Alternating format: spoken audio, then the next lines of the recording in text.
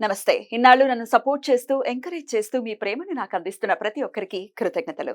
అలాగే ఈ వీడియో కూడా ఖచ్చితంగా మీకు ఉపయోగపడుతుంది. లైక్, షేర్ అండ్ సబ్స్క్రైబ్ చేసి మీ సపోర్ట్‌ని నాకు అందించండి. అలాగే ఈ వీడియో పట్ల మీకున్న అభిప్రాయాన్ని కామెంట్ సెక్షన్‌లో కామెంట్ చేసి తెలియజేయండి. ఇప్పుడు వీడియోని చూద్దాం. నమస్తే. Welcome to our channel. నేను పద్మిని. ప్రస్తుతం మనతో పాటు ప్రముఖ ఆధ్యాత్మికవేత్త, వాస్తు జ్యోతిష పండితులు, లలిత ఉపాసకులు, వాస్తు జ్యోతిష శిక్షణ నిపుణులు బ్రహ్మశ్రీ నానాజీ పట్నాయక్ గారు మనతో పాటు ఉన్నారు. మాట్లాడదాం. నమస్కారం సార్. శ్రీమాత్రే నమః. సార్, పూజ అనే కాన్సెప్ట్ కి దాని వెనకాల ఉన్నటువంటి అంతరార్థాన్ని డెఫినెట్ గా అది వక్రీకరింపబడిందా, లేకపోతే కోరికలు ఎక్కువైపోయే కలియుగం ఇంపాక్ట్ తో అనేది తెలియనటువంటి విషయం. ఇంకా పూజ చేసామంటే ఖచ్చితంగా మా కోరిక నెరవేరిపోవాల్సిందే. నెరవేరలేదు అంటే నెపం ఎవరి మీద అంటే అమాయకంగా దొరికేటటువంటి భగవంతుడి మీదే వేయటం. ఇంకా గొప్ప విషయం ఏంటంటే భగవంతుడు మమ్మల్ని పరీక్షిస్తున్నాడు. ఆయనకి గదే పని. ఈశ్వరుని నడిపేంత పని పెట్టుకుని ఈయన దగ్గరికి వచ్చి పరీక్షిస్తూ కూర్చుంటాడు. కోరిక నెరవేరకపోతే వచ్చేటటువంటి అక్కసు ఉంటుంది చూసారా, దాంతో ఎన్ని రకాల మాటలైనా మాట్లాడతారు. అరే మళ్ళీ ఏ మొహం పట్టుకుని స్వామి దగ్గరికి వెళ్తామో తెలియనటువంటి పరిస్థితి. సరే, అసలు ఎందువలన సరే ఎన్ని కాల్స్ వింటూ ఉంటే ఆశ్చర్యం అనిపిస్తుంది. నిజంగా ఎలా చెప్పాలో తెలియనటువంటి పరిస్థితి. సార్, దీని గురించి ఒక్కసారి మీరు చెప్పాలి సార్. ఎన్ని పూజలు చేసినా మాకు దేవుడు అనేవాళ్ళు లేడండి, ఇలాగే చేస్తున్నాడు మాకు అసలు ఎన్ని కష్టాలు. దేవుడు అనేవాళ్ళు లేడని అంటే అయ్యి బాబు ఊపిరి ఎలా పీలుస్తున్నారా బాబు, దేవుడు అనేవాళ్ళు లేకపోతే అనిపిస్తుంది. ఏం చేయాలి సార్? ఈ ప్రశ్నకి ఆన్సర్ ఏంటి సార్? ఇలాంటివి కలియుగంలో జరుగుతాయని పరాశర మహర్షికి ముందే తెలిసి మైత్రేయుడితో చెప్పాడు దీని గురించి ఒక విషయం. అది నేను మీకు ఇప్పుడు షేర్ చేసుకుంటాను. మైత్రేయుడితో చెప్పారా? ఇలాంటివి జరుగుతాయని నాకు ముందే తెలుసు, కలియుగం ఇలాంటివి ఉంటాయని కూడా. అప్పటి కాలంలో జరిగిన విషయం చెప్పాడు ఆయన. అదేంటంటే, ధ్వజదత్తుడు అనేటువంటి ఒక బ్రాహ్మణుడు ఉండేవాడు. ధ్వజదత్తుడు.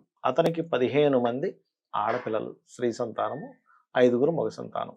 6 మగ సంతానం, 15 మంది స్త్రీ సంతానం, మొత్తం 21 మంది. 21 మంది సంతానం ఉంటే ఎలా ఉంటుందండి? ఇంట్లో ఆ సంసారాన్ని నడిపించాలంటే చాలా కష్టం. అలాగే కష్టదాయకంగా వెళ్ళేది, అలా జరుగుతూ ఉండేది. ఒకరోజు అనుకోకుండా ఇతను వీళ్ళ భార్య వంటగదిలో ఉండగా వెళ్ళాడు. ఎందుకు ఎప్పుడు వంటగదిలోకి వెళ్ళడు, నడుస్తుంది. ఆవిడ ఏదో 2 ఆకులు వేడి చేసుకొని అదే తాగేసి అదే భోజనంగా స్వీకరిస్తుంది. అన్నం లేదు, మిగతా అందరికి పెట్టేస్తుంది, ఆవిడకి మాత్రం సరిపోవట్లేదు. అప్పుడు ఒక్కసారిగా బాధపడతాడు. అయ్యో ఏమిటిది, ఇంతమంది పిల్లలు, నేను భోజనం కూడా పెట్టలేకపోతున్నాను, ఏమిటి అసలు ఇది, ఇంత దారిద్రమా మనకుంది అని అనుకున్నాక అప్పుడు భార్య ఏం చేస్తుందంటే, సరేనండి మనం పూర్వజన్మల్లో ఎవరికో అంటే ఆవిడ బాగా చదువుకుంది కొంచెం, నేను ఎవరికో పుణ్యం అంటే నేను ఎవరికి ఫుడ్ పెట్టలేక, నాకు తెలిసి అన్నాన్ని పెట్టకపోవడం వల్ల నాకింత అధిక సంతానం ఉంటూ వాళ్ళకి పెట్టడమే తప్ప నాకు లేకుండా పరిస్థితి ఉంది. ఎందుకంటే తల్లి ఎప్పుడు కూడా తను తిని పిల్లలు పెడదామని అనుకోదు. పిల్లలు పెట్టాక మిగిలింది ఏదైనా ఉంటే తిందాం అనుకుంటుంది. కాబట్టి నేను ఏదో పాపం చేస్తుంటాను, ఇది నివృత్తి అవ్వాలంటే నువ్వు తపస్సు చేయి, ఏదైనా మంత్రం, ఏదైనా గురువుల దగ్గరికి వెళ్ళి మంత్రం తీసుకొని తద్వారా ఐశ్వర్యాన్ని మనం పొందుదాము అని చెప్పినప్పుడు అతను కూడా సరే, ఎలాగో ఇంతకాలం నడిచిన 1 సంవత్సరం పాటు నువ్వు ఈ సంసార బాధ్యతను నువ్వు తీసుకొని నేను వెళ్ళి ఏదైనా ఒక మంచి గురువుని పట్టుకుంటానని చెప్పి బయలుదేరతాడు. అదేవిధంగా ఒక అరణ్యాలు, పర్వతాలకు వెళ్తాడు. అక్కడ ఒక పుష్కరుడు అనేటువంటి ఒక మహాభక్తుడు, అంటే ఇంకా అసలు ఉపాసకుడు, ఆంజనేయ స్వామి ఉపాసకుడు, ఆయన దగ్గరికి వెళ్తారు. వెళ్ళినప్పుడు అయ్యా నా పరిస్థితి ఎట్లా ఉంది అంటే మొత్తం చూసిన, ఈ పరిస్థితి నీకు రావడానికి నువ్వు నీ భార్య ఇద్దరు కూడా పూర్వజన్మల్లో సరే అనుకుంటే దాన ధర్మాలు ఏమీ చేయలేదు, అందుకు ఇలా వచ్చింది. సరే, ఈ దారిద్రాన్ని మొత్తం తొలగిపోవడానికి ఆంజనేయ స్వామి ఉపాసన ఉంటుంది, చేస్తే ఖచ్చితంగా క్లియర్ అవుతుంది అని చెప్తాడు. సరే అని చెప్పి అది తీసుకుంటాడు. ఇంకా గురువు గారి దగ్గర అయితే ఎందుకులే, దూరంగా వెళ్ళి పే చేసుకుందాం, దూరంగా వెళ్ళి చేసుకుంటూ ఉంటాడు ఆ మంత్రాన్ని. సంవత్సర కాలం కఠోరంగా చేస్తాడు. అంటే ఎంత కఠోరంగా చేస్తాడంటే అతని చుట్టూ కూడా తపస్సు చేస్తాం మనం ఎందుకులే, ఎంత నియమనిష్టలతో చేస్తున్నాడు కదా, సంవత్సరం చేసినా ఈ ఫలితం రాదు. అర్థం కాదు, డౌట్ వస్తుంది, ఏమిటి పుష్కరుడు కాదు నిష్కరుడు, అది ఇది తిడతాడు.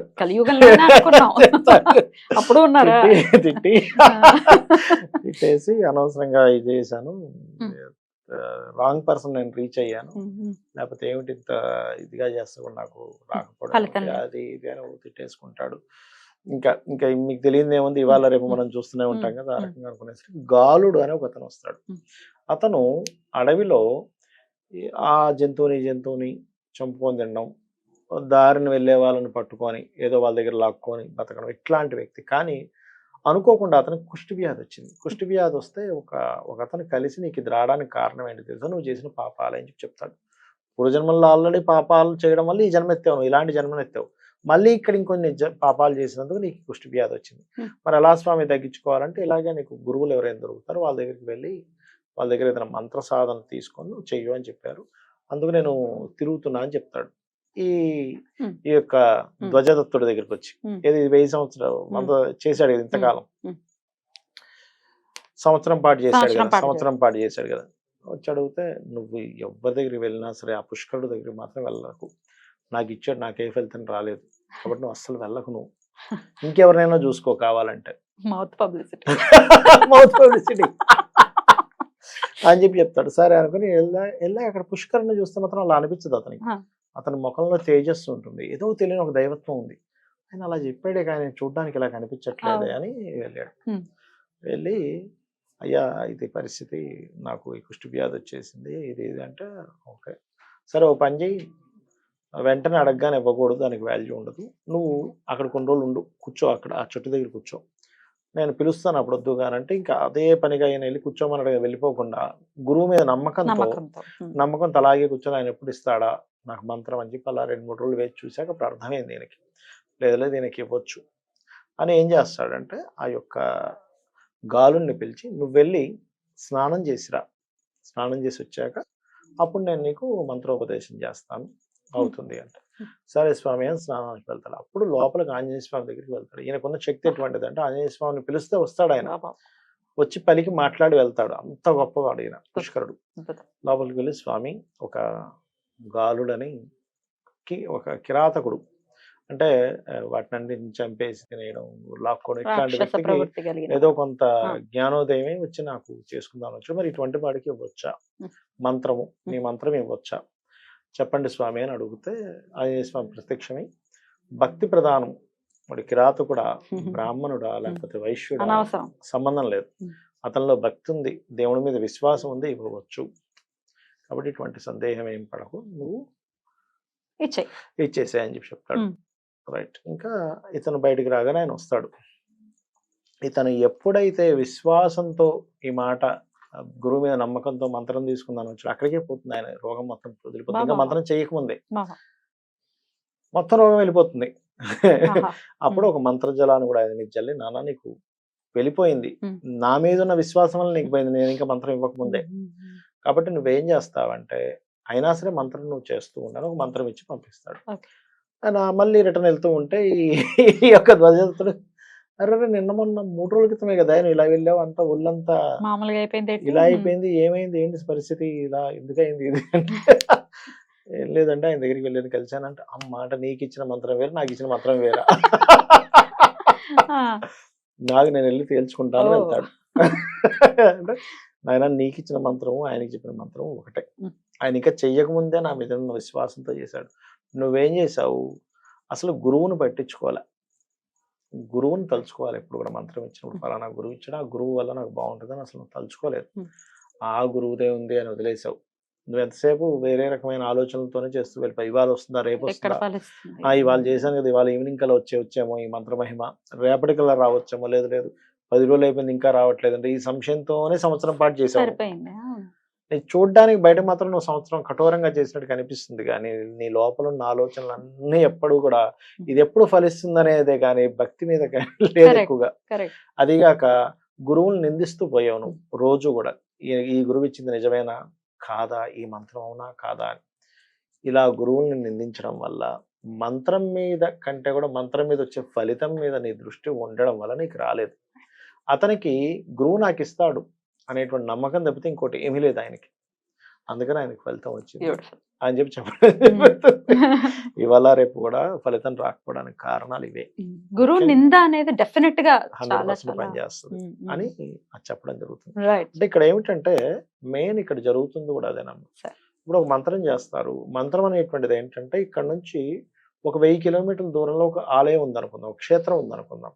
ఈ 1000 కిలోమీటర్స్ ఆఫ్ జర్నీ మనం సగం వెళ్ళి ఇది లేదేమో వెనక్కి వచ్చినట్టే ఉంటుంది మంత్రం కూడా. రోజు చేయాలిగా, రోజు చేయరు.